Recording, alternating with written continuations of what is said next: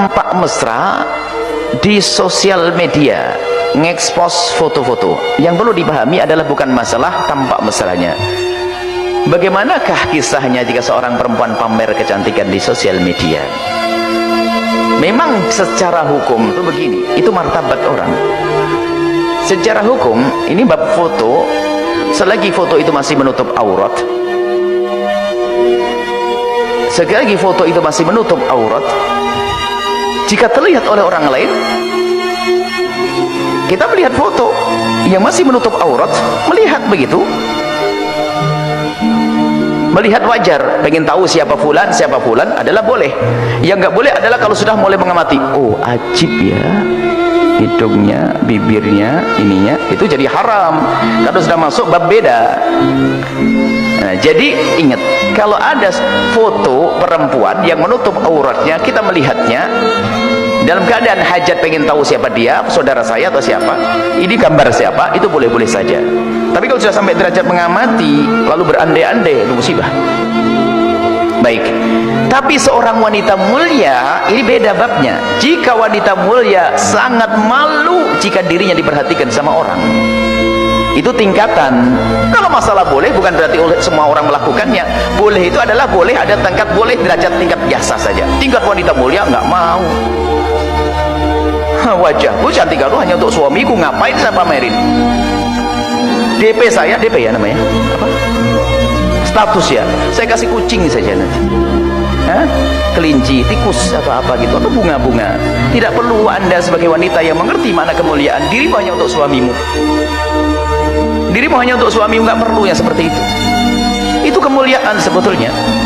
Bagi Anda yang mengerti makna kemuliaan, tidak perlu pamer dan sebagainya, tidak perlu berbangga. Sehingga wanita itu semakin dia menutup, semakin dia menjaga diri, semakin dia tidak senang dilihat oleh orang, semakin mulia hatinya.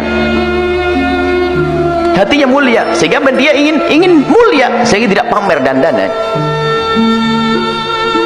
Baik, ini adalah masalah foto. Jadi kami himbau, tidak perlulah kita sampai mengekspos. Kemudian bagaimana kalau saya mengekspos dengan keluarga, anak dan anak saya? Sekali lagi itu ada hal-hal yang boleh saja, asalkan tidak sampai derajat. Kalau sampai sendiri pose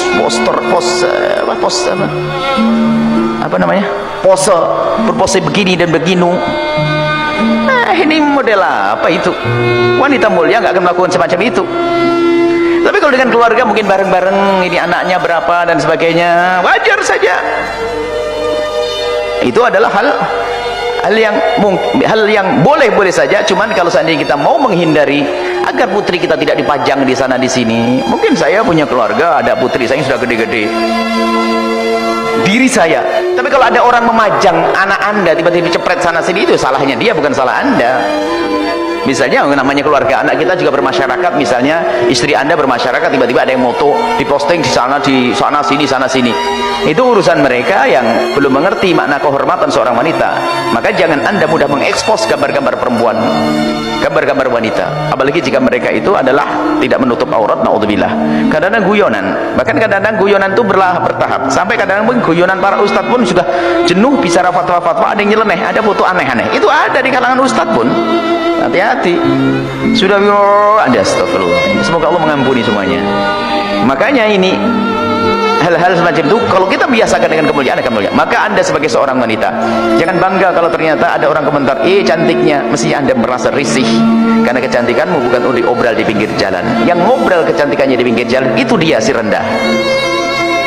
Tapi Anda mulia, si rendah yang menjual diri. Yang menjual diri pun kita doakan semoga menjadi mulia. Bagaimana yang di tempat mulia pengen merendahkan diri? Kita setiap saat mendoakan, ya Allah yang jadi pelacur berikan kesadaran, hormatkan, muliakan mereka, kirim suami yang soleh sehingga bisa memuliakan dia. Kita doa begitu. Bagaimana di tempat mulia berangan-angan untuk menjadi rendah? Itu masalah posting foto-foto di sosial media. Anda harus punya rasa malu. Loh, tapi kan ada ustazah. Loh, kan sudah ngerti. Ustazah, mungkin dia adalah seorang ustazah, dan mungkin juga tidak sengaja dia, mungkin tidak tahu, atau mungkin belum tahu. Lah kok ustazah belum tahu? Ustazah tidak harus tahu semuanya kok. Mungkin dia tidak tahu tentang hal ini. Tapi Anda sekarang diri Anda sendiri. Jangan keustatan menjadi sandaran hukum. Dikatakan oleh para ulama, pekerjaan seorang alim bukan hujjah.